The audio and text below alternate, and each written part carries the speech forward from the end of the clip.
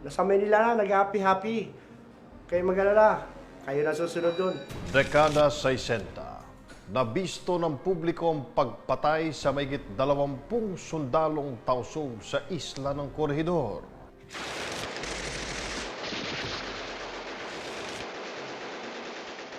Tinadtad ng bala at pilit na ibinaon sa limot ang krimeng binansagang Jabida Massacre.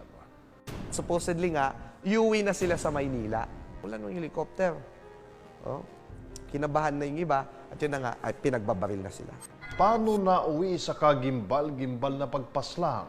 Anong sana'y pagsasanay para palakasin ang ating sandatang lakas? Napaka-secretive ng operation na yan nung araw. Kasi ang gusto ni President Marcos noon, i-infiltrate yung Sabah. Magandang gabi. Ako si Martin Andanar. Ating balikan ng bawat pangyayari at tuklasin ang katotohanan sa Jabida Massacre dito sa Crime Classic.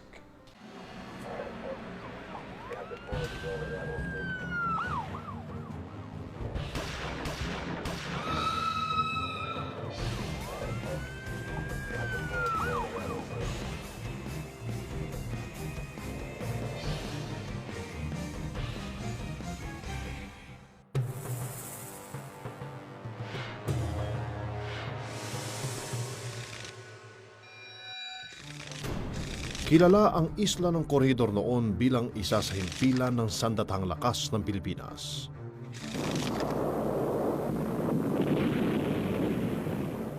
Dito dumanak ang dugo at nagbuwis ng buhay ang maraming Pilipino para ipagtanggol ang Kalakang Maynila noong ikalawang digmaang pandaigdig. Habang buhay na itong nakaukit sa ating kasaysayan.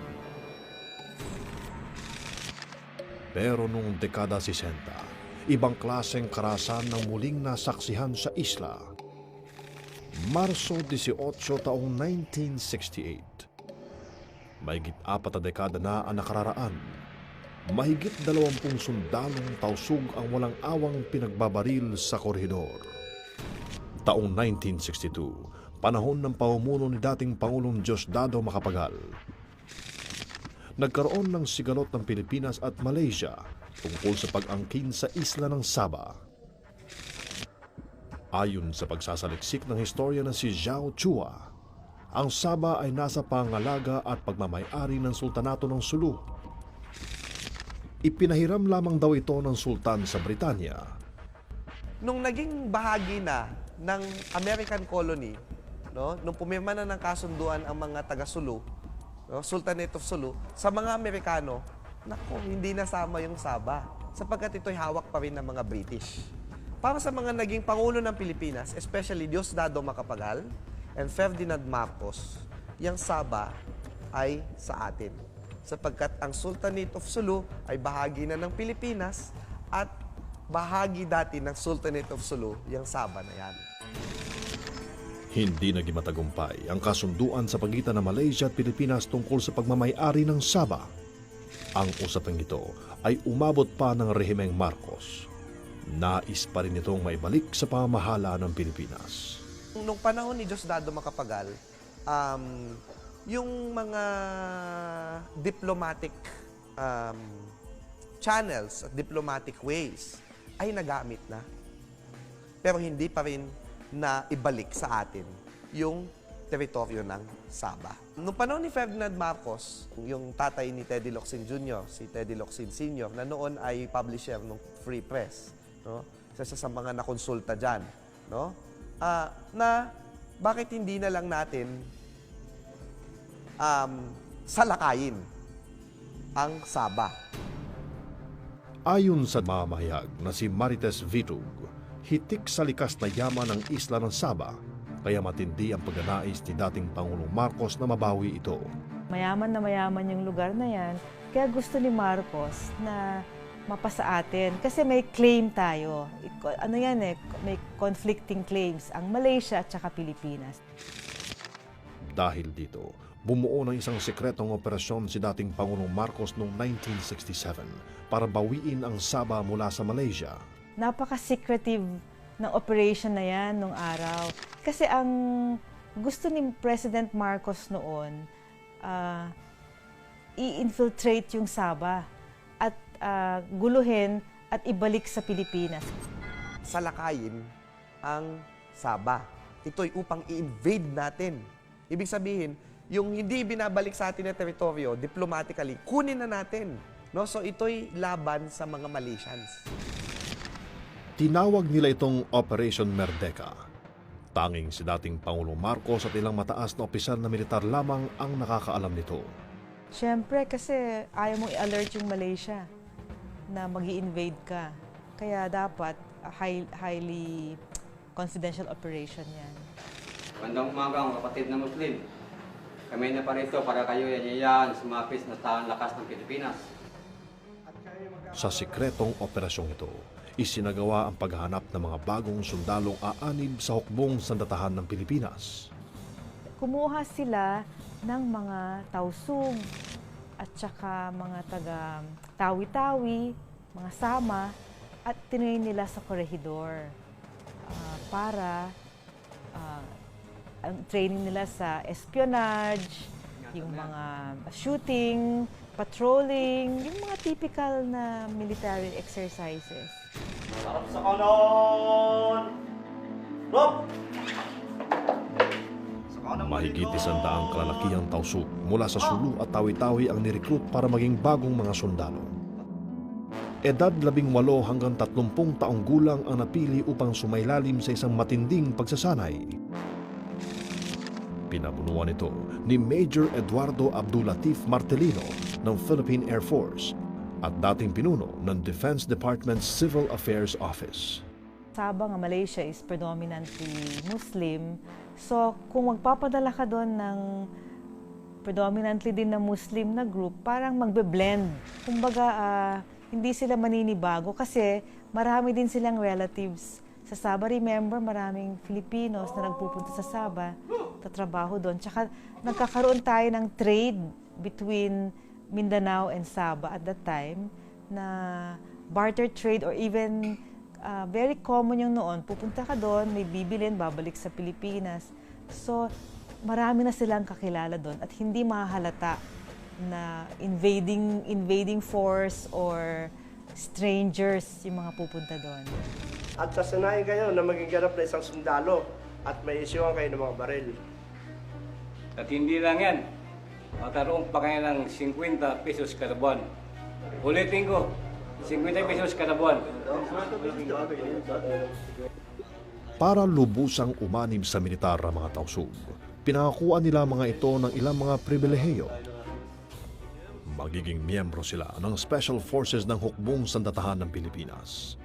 Makatatanggap sila ng halagang 50 piso kada buwan, mga armas, masaganang pagkain, at ilang kagamitan at karapatan para sa mga sundalo.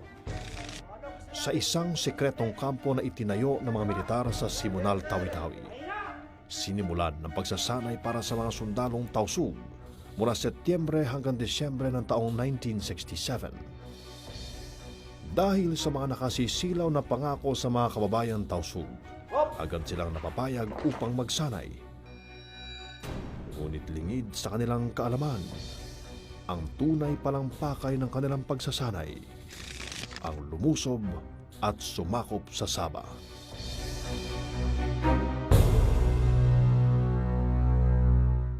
Sir, pero kung sa lang napag-usapan natin, sir, hindi kayo papayag na pumatay kami ng kapwa namin Muslim? Okay, yun lamang. Agad nila itong tinutulan at gumawa ng isang petisyon upang paratingin ng kanilang mga hinaing sa dating Pangulong Marcos. Ang hindi nila natansya, siyempre, sino bang magdadala nung sulat nila? Hindi siyempre yun din mga nakatataas. So, malamang sa malamang, hindi na umabot sa Malacanang yun. Nabasa na yung kanilang mga hinaing.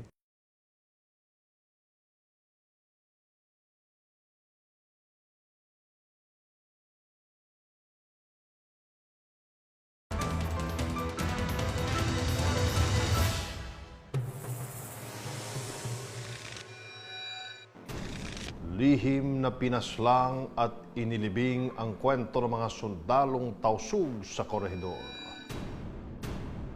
Pero ika nga sa kasabihan, walang sekretong hindi nabubunyag. Lumitaw si Jibin Arula, ang nag-iisang tausug na nakaligtas sa massacre. At siya ang nagsilbing saksi sa karumaldumal na krimen.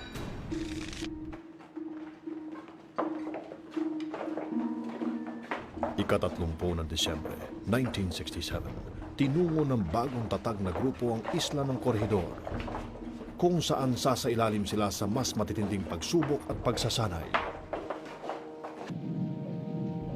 Sinakay sila sa isang barko, no? Hindi nila alam kung saan sila pupunta.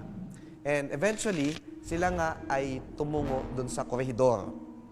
Ang codename ng project na yan ay Jabida.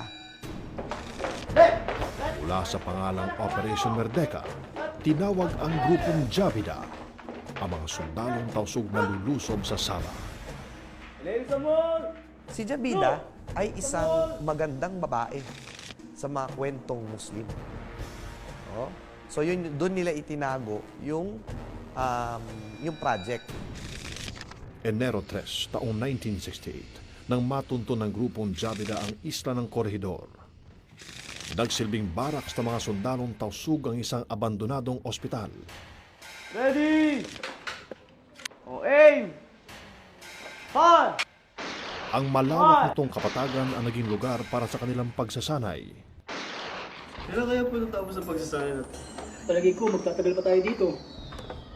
Sa kasagsagan ng pagsasanay, unti-unting nakaamoy ang mga sundalong tausug ng hindi pantay na pagtrato ng mga opisyal na militar sa kanila. Tuyo na naman. Araw-araw na lang yan. Nakakaumay na yan. Mas masarap yung kinakain natin dito sa Mindanao eh. Oo nga eh. Ito puro tuyo. Lalo na pagdating sa pagkaing inihahain sa kanila. May napansin na discrepancy sa buhay nila at sa buhay ng mga nakatataas sa kanilang mga opisyal. Oh. Una lang napansin yan sa pagkain. Bakit yung mga pagkain namin kulang? Pag nag-boodle fight sila, parang hindi sila satisfied. Kulang. Hindi ba dapat pakainin mo sila ng pakainin? Bukod pa rito, 2 buwan na ang nakalipas buhat ng makarating sa Corregidor. Hindi pa rin naibibigay ang ipinangakong 50 pisong sahod o allowance. Napakalungkot doon. Iba, it's an isolated island.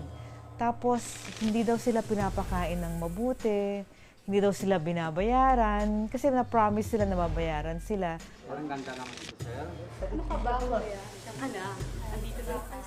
Maging ang pagdadala ng mga opisyal na militar ng kanilang mga babae ay inangal din ng mga sundalong tausug.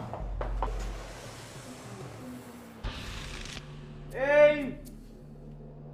Fire! Nakarating na rin sa kalaman ng mga sundalong tausug ang tunay na motibo ng kanilang pagsasanay. May posibilidad kasing makalaban din nila ang mga kapwa nila Muslim sa Sabah. Upang mabawi natin ang Sabah. Maliwanag? Di po ba mga kapatid na Muslim namin nakatira doon? Sir, pero kung sa sanay lang napag-usapan natin sir, hindi kayo papayag na pumatay kami ng kapwa namin Muslim? Okay, yun lamang.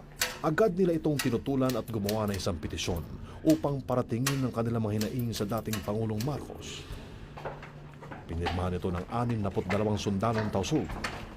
Hiniling nila ang kanilang agarang pag-uwi. Nagkaroon sila ng mga pinuno at naisip nila na sulatan mismo si Pangulong Ferdinand Marcos na ito yung ginagawa ng mga opisyal nila. Colonel Sir, in-intercept po akong sulat galing sa mga trainee. Pero bago pa man umabot sa kamay ni dating Pangulong Marcos ang sulat, sa kamay muna ng kanilang opisyal na si Major Martelino bumagsak ang kanilang mga hinaing. Ang hindi nila natansya, syempre, sino bang magdadala ng sulat nila? Hindi syempre yun din mga nakatataas. So, malamang sa malamang, hindi na umabot sa Malacanang yon. Nabasa na yung kanilang mga hinaing. Agad na nagsagawa ng plano ang mga opisyal na militar upang mapanatiling lihim ang kanilang operasyon. Sir, nasan iba naming mga kasamahan? Ba't di na sila nakabalik? Yung 3 kasama nyo. Nasa Manila na, nag-happy-happy. Kayo mag-alala. Kayo na susunod dun. Antay-antay lang kayo. Ang kanilang ginawang pagsasanay na gagamitin sana para panggulat sa kalabang bansa. sa mga sundalong tausog pala nila isasagawa.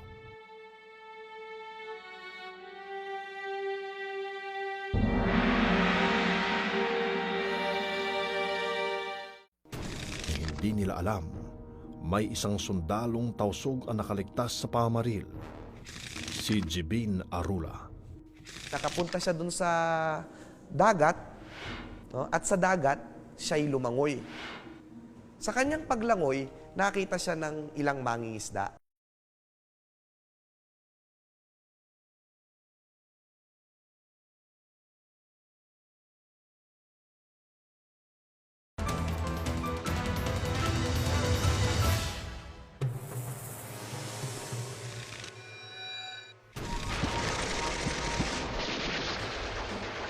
Lihim na itinago ng mga opisyal na militar ang malawakang pagpatay sa mga miyembro ng Jabida. Isang krimeng hindi na sana gagawa ng ingay at mananatiling nakalibing sa korehidor. Pero ang hindi nila alam, may isang sundalong tausog ang nakaligtas sa pamaril, si Jibin Arula. Ilang araw matapos ang pagpaslang sa mahigit 25 sundalong tausog sa koridor, natagpuan si Jibin na palutang-lutang sa dalampasigan ng Cavite. Nakapunta siya dun sa dagat, no? At sa dagat, siya'y lumangoy. Sa kanyang paglangoy, nakita siya ng ilang mangingisda. No? Nagpapatrol na nun yung mga sundalo sa koridor. Hinahanap na siya. No?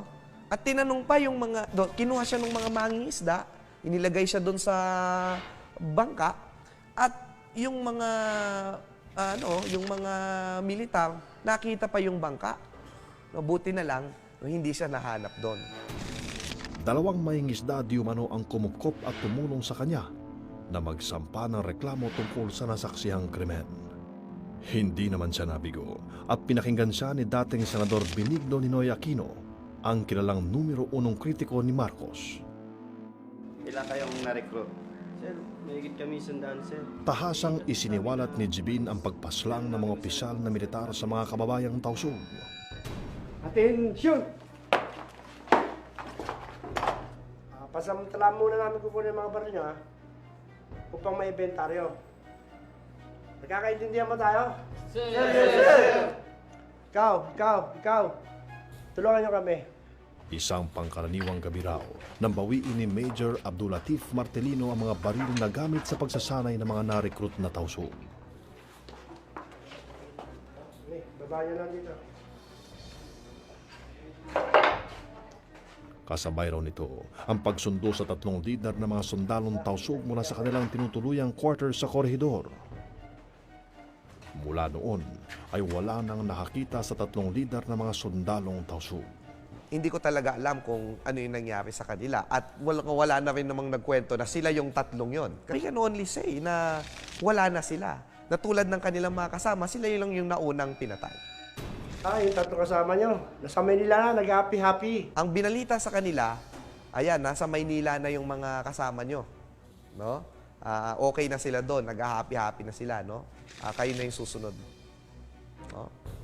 After 2 weeks. Gabi ng Marso 18, 1968. Isa-isa raw pinalabas sa mga sundalong tausog at inutusang sumakay sa isang truck na magdadala sa kanila sa paliparan ng isla. Pagdating ng mga sundalong tausog sa paliparan ng isla sa korehidor, nagsimula na ang umano'y massacre.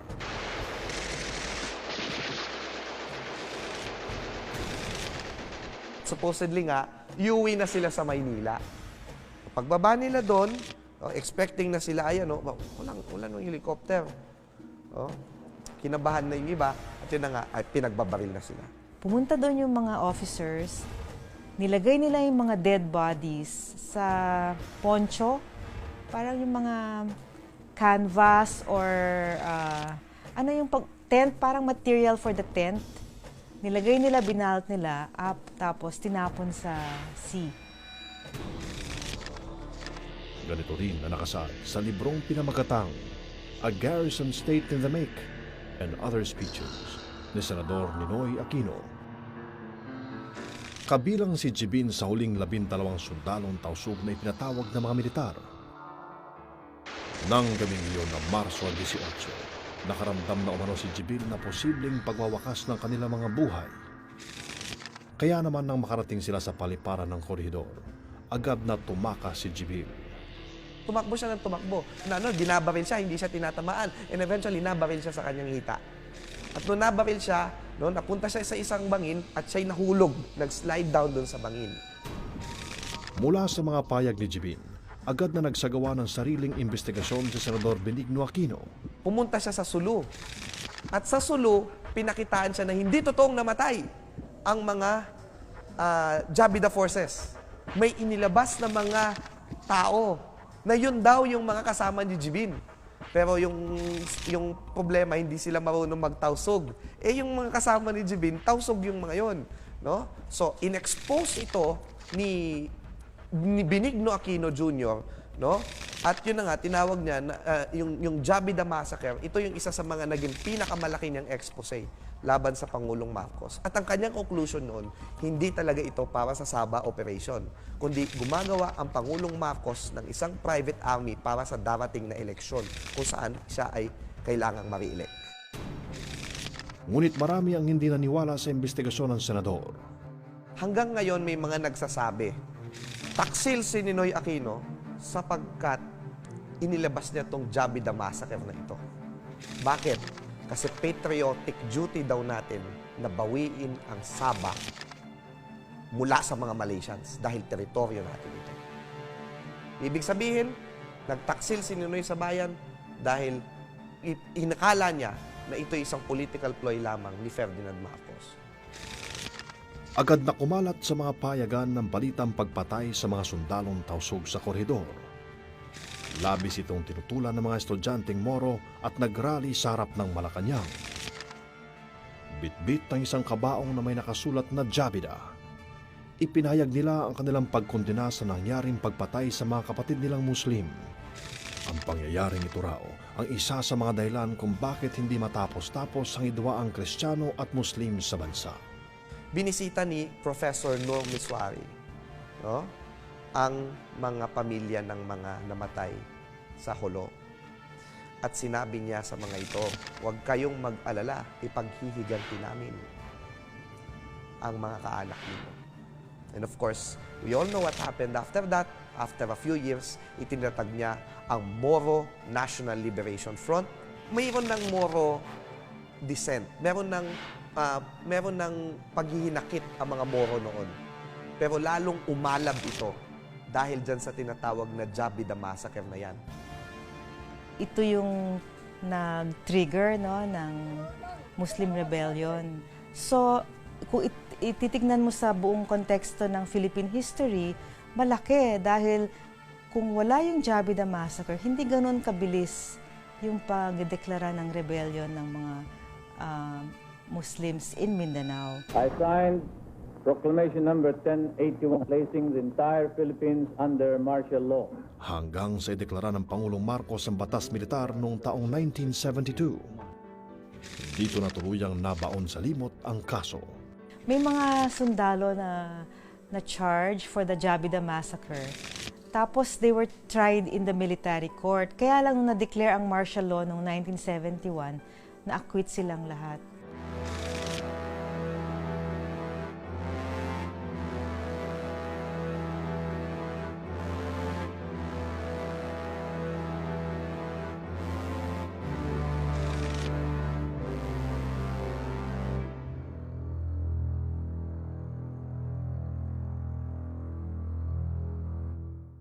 May mga nagsasabing hindi totoo at gawa-gawa lamang ang Jabida Massacre at mayroon din namang naniwala at nangamba.